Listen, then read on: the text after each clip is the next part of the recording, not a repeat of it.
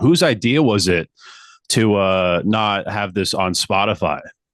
Strictly our managements, because that was a surprise to me because I thought that this was going to be on Spotify. I had no idea until, really the album's coming out.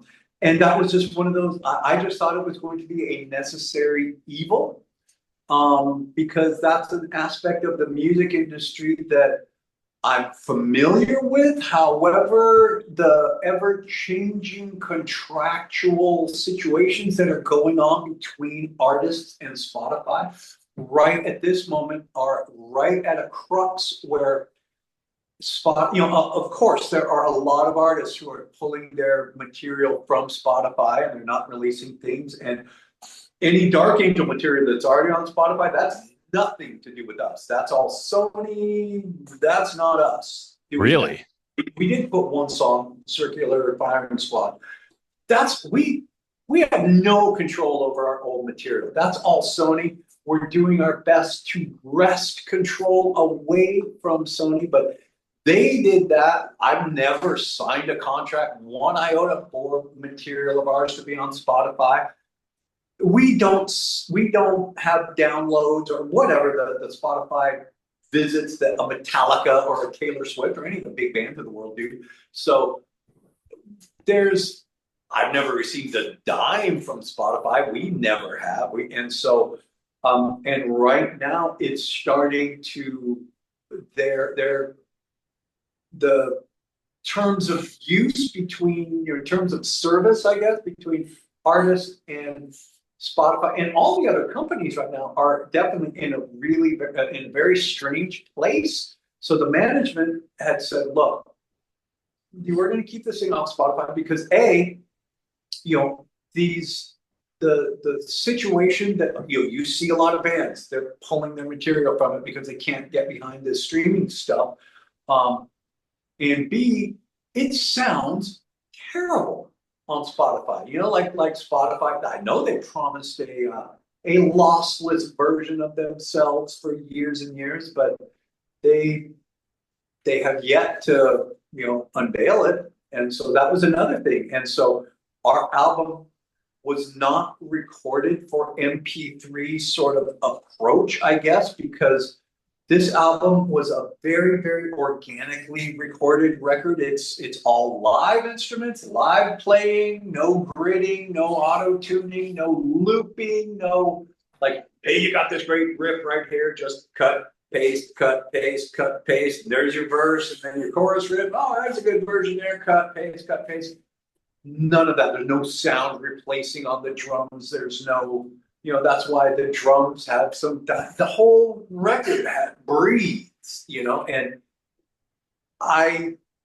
that was another insistence by our management, who was our engineer for this record, Rob Shawcross, he was the producer for it.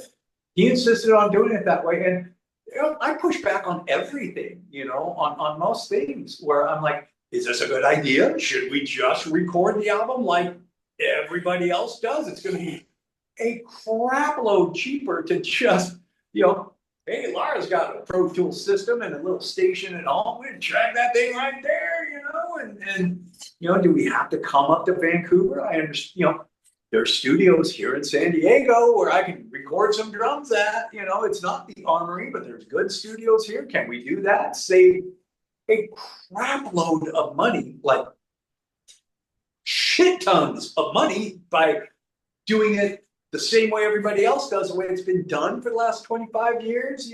Everybody can be a recording artist in their garage, in their basement, kind of thing, in their second bedroom kind of thing. And he was insistent on not doing it that way. And so therefore I think the album has turned out differently than most records today.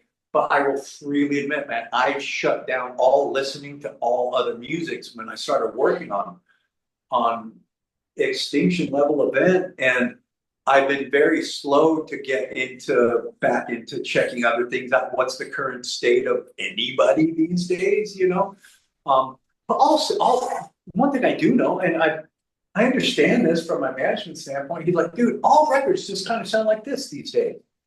And he's like, tons of albums that you're on.